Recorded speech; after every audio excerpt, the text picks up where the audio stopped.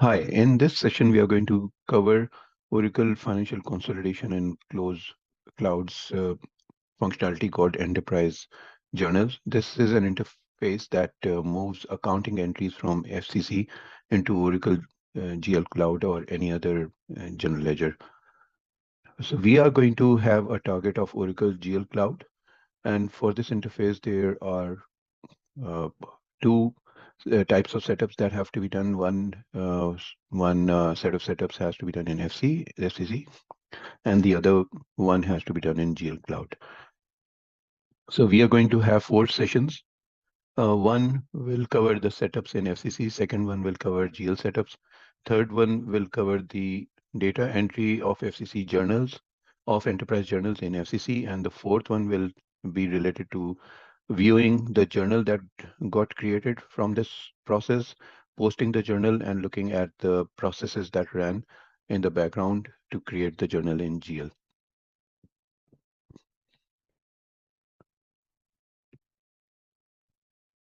So first of all, in FCC, the setup we have to do is connections.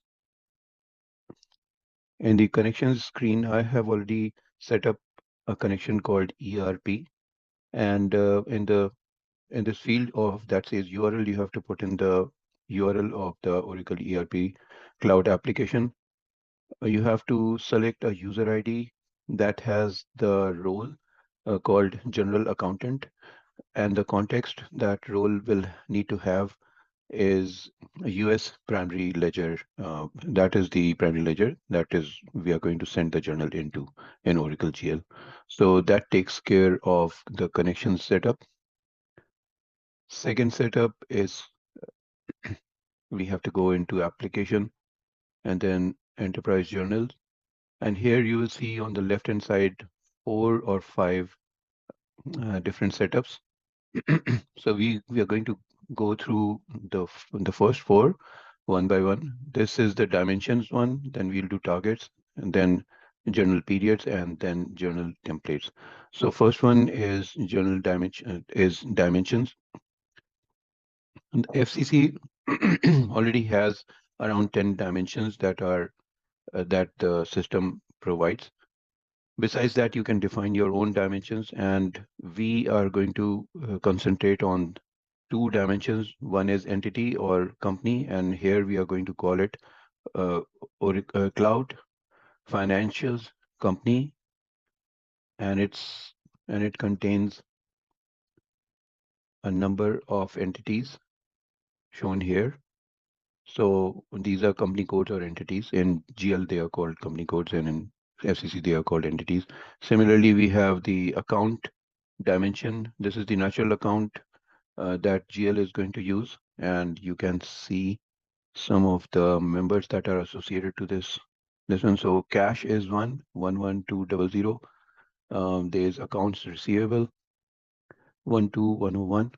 So these are some of the members I just showed you in company and account related dimension. I'll Once we start the journal designing process step, I'm going to show you how these two fields and how these 2 dimensions relate to the field that shows on the GL. Second one is a second setup in enterprise journal setup is called targets. And I have defined a target called ERP target.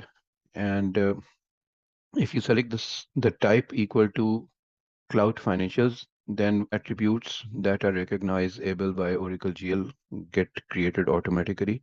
So these are the attributes that got created. And we are going to look at the first 14 or so. So first one is status code. This is the status that the journal will have. This is the ledger, the primary ledger's ID that the system our journals are going to have. And this determines the primary ledger this journal is going to hit when it goes into Oracle GL Cloud.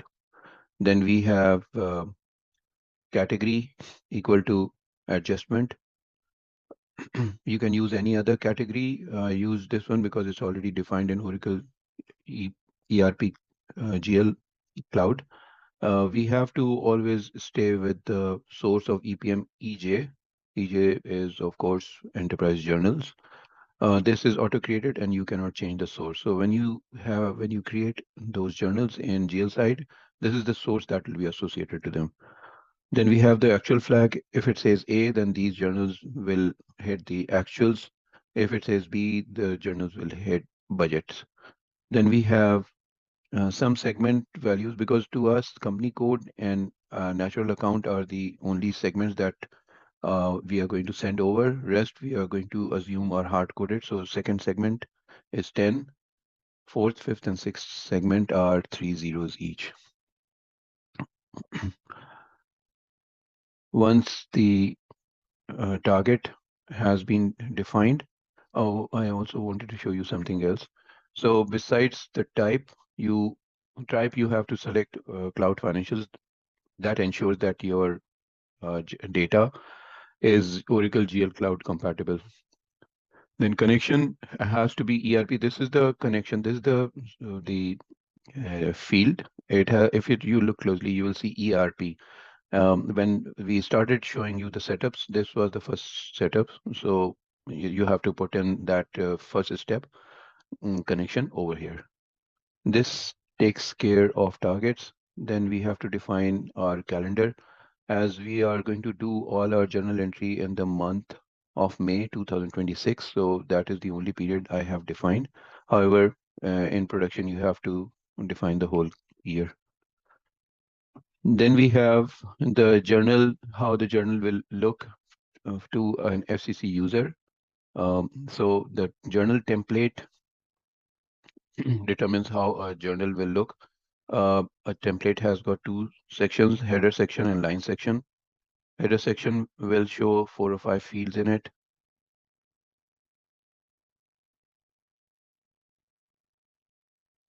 So these are the 4 fields that are going to appear. So the first one, this one is a journal ID and it doesn't show to the user. That's why you will notice that for in front of the under the column, um, that says the title of column. There is no column number here. So header will actually, you can view 3 fields, journal name, currency, and accounting date. Then we'll go to the line level.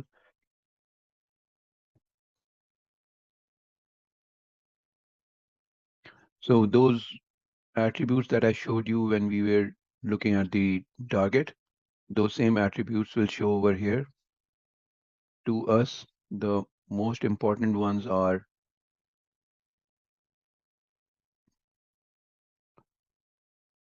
line number, company or entity account, debit and credit. So these 4 will show up on the screen, and how they are mapped. So please note the nomenclature here: line number, cloud, fin, company, cloud, fin, account, debit and credit.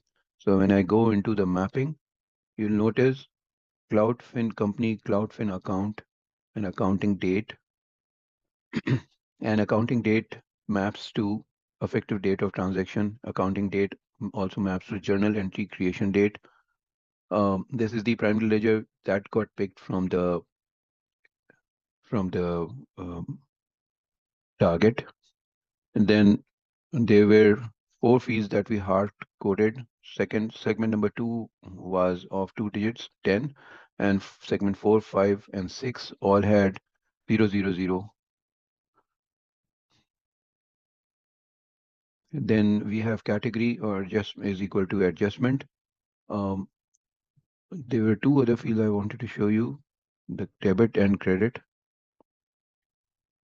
So entered debit amount and entered credit amount.